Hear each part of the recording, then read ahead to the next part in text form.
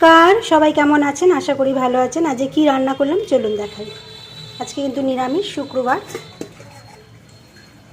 এখানে রান্না করে নিয়েছি বাঁধাকপি তরকারি করে নিয়েছি। আমি বাঁধাকপিটাকে আলুটাকে নুন দিয়ে একটু ভালো করে প্রেশার কুকারে একটা সিটি দিয়ে নিয়েছি।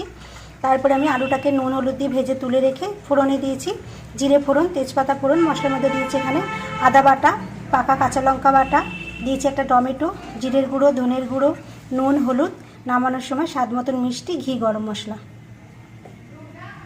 আচ্ছা, এখানে রান্না করে নিয়েছি মুগ ডাল সিদ্ধ, যে ঘি দিয়ে দিয়েছি ওপরে, নুন দিয়ে আর কাঁচা লঙ্কা দিয়ে মুগ ডালটা সিদ্ধ করে নিয়েছি, আর ওপরে ঘি দিয়ে দিয়েছি। এখানে সব আমি সিদ্ধ করে নিয়েছি। আচ্ছা, এখানে আছে আলু সিদ্ধ। আমি শুকনো খোলায় নিম পাতা ভেজে সর্ষের তেল দিয়ে আর নুন দিয়ে আমি আলু ভাতেটা মেখে নিয়েছি। এখানে আছে গাঁটি সিদ্ধ, শুকনো লঙ্কা ভেজেছি, ওই তেলটা দিয়ে নুন দিয়ে আমি গাঁটি ভাতেটা মেখে নিয়েছি। আচ্ছা, এখানে আছে কুমড়ো সিদ্ধটাকে আমি কাঁচা সর্ষের তেল, নুন আর কাঁচা লঙ্কা দিয়ে এটাও মেখে নিয়েছি।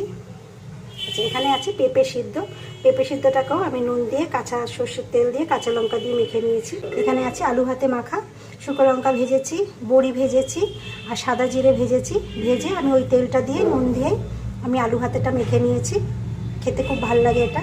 আচ্ছা, এখানে আছে ঢ্যাঁড়সটাকেও আমি কাঁচা সর্ষের তেল, নুন আর কাঁচা লঙ্কা দিয়ে মেখে নিয়েছি। আচ্ছা, আর এখানে আছে শসা, আর এখানে আছে গরম গরম ভাত।